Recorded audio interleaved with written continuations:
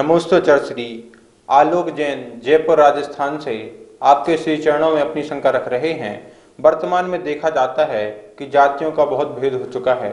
इसको देखते हुए बहुत ही दुख होता है गुरुदेव। लेकिन मेरे मन में एक शंका उत्पन्न हुई कि जो ये जातियां हैं जो ये अनादि से हैं या नहीं, कृपया समाधान करें गुरुदेव। प्रथमान योग के किसी भी ग्रंथ में जाति का वर्णन नहीं मिलता है, सब जगह वंश का वर्णन मिलता है। जैसे इक्ष्वाकु वंश, हरिवंश, यादव वंश, ऐसे बहुत सारे वंशों का वर्णन मिलता है।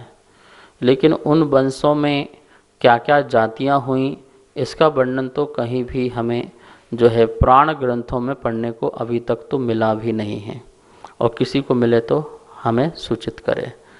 ये जातियां जो हैं ये बनती हैं और मिटती रहती हैं। जातियां कभी अनादि नहीं हो सकती हैं। कैसे अनादि हो सकती हैं? भरत क्षेत्र और ऐरावत क्षेत्र एक ऐसा क्षेत्र है जहाँ पर काल का परिवर्तन होता है, और काल का परिवर्तन होने में आप देखिए, जब छठम काल की आता है और छठम काल के अंत में जब कुवृष्टियाँ होती हैं 49 दिन तक, तो उस समय जीव त्राहिमाम त्राहिमाम करते रहते हैं। तो विद्याधरगण उनको ले जाकर के विजयार पर्वत में छोड़ देते हैं। कहा जाता है 72 जोड़े या 72 जीव जितने भी हों, उनको ले जाकर के विजयार पर्वत में छोड़ देते हैं। और फिर ये कुवृष्टि हो जाने के बाद फिर सुवृष्टियाँ होती हैं, उन्हें ला करके छोड़ देते हैं। कितने लोग थे बताइए? छठम काल जब दूसरा प्रारंभ हुआ उस सर्पणी का, तो कितने लोग? 72 लोग, थोड़े बहुत और मान लीजिए। और उन्हीं से ही क्या होता है, आगे वृद्धि होती है संतान परंपरा।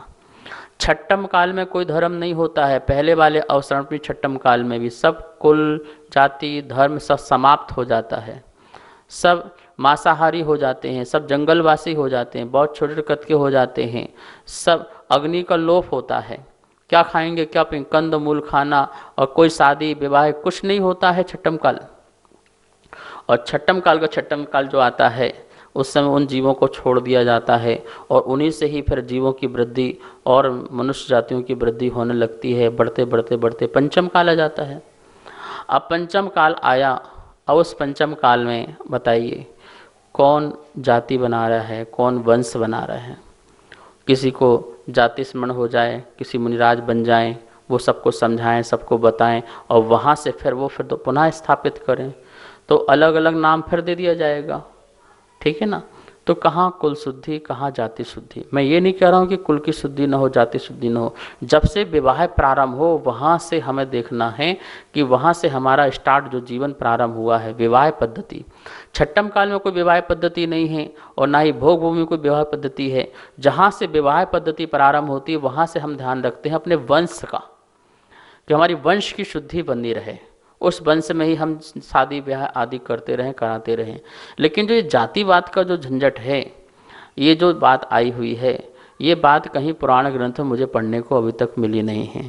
ये कब प्रारंभ हुई, कैसे प्रारंभ हुई, किसी राजा के नाम से, किसी नगर के नाम से, कहाँ के नाम से। और अनादि से जाति तो ये होती ही नहीं है, बदलती रहती है, चेंज होती रहती है। पर वंश, हम वंश को कह सकते हैं कि चलो अनादि में कोई क्षत्रिय वंश है, ब्राह्मण वंश है, इस प्रकार के वंश जो हैं, और इसमें भी हरि वंश हैं, यादव वंश हैं, ये वंश हो सकते हैं। बार बार पुनः पुनः इसी वंश के लोग उत्पन्न होकर के जन्म ले सकते हैं। तो इसकी थोड़ी हमें वृहद रूप से बात को समझना है।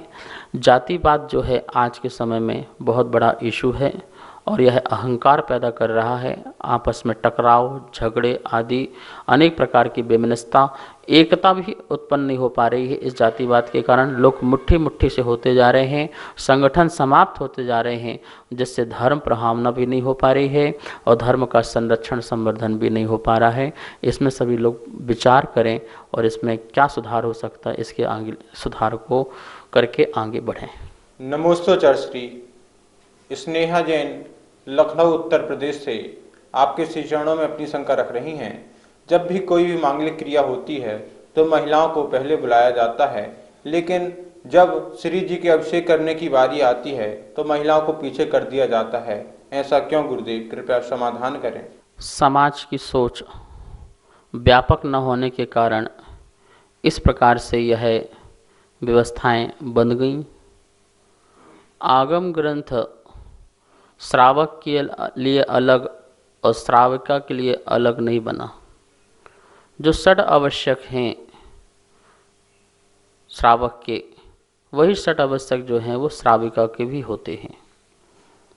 कितना अच्छा प्रश्न है कि जब मांगलिक कार्य हों तो महिला आगे हों, और जब महामांगलिक कार्य हों जिन अभिषेक आदि, उस समय उनको दूर कर दिया जाता है।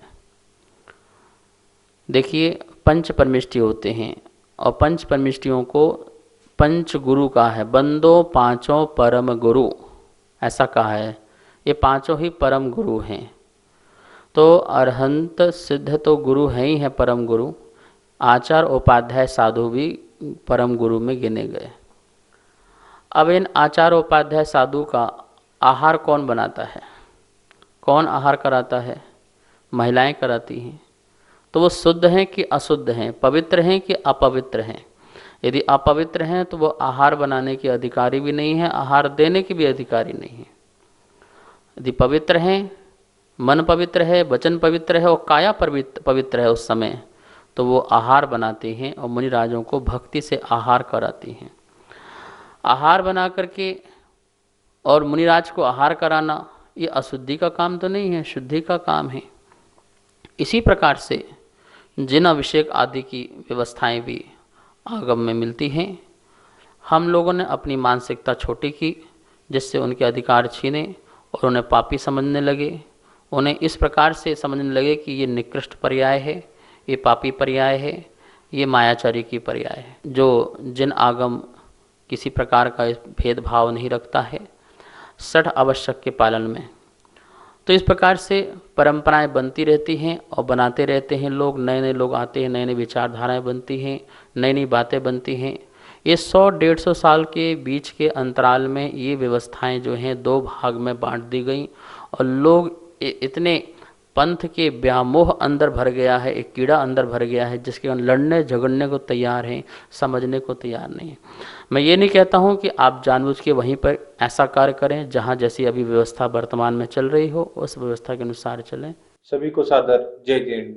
अगर आपके मन में किसी भी प्रकार की शंका है तो आप नीचे दिए गए नंबर पर भेज सकते हैं और आपकी शंका का समाधान पूज्य गुरुदेव के मुखारबिन से आपको प्राप्त हो सकता है। जय जिनेंद्र।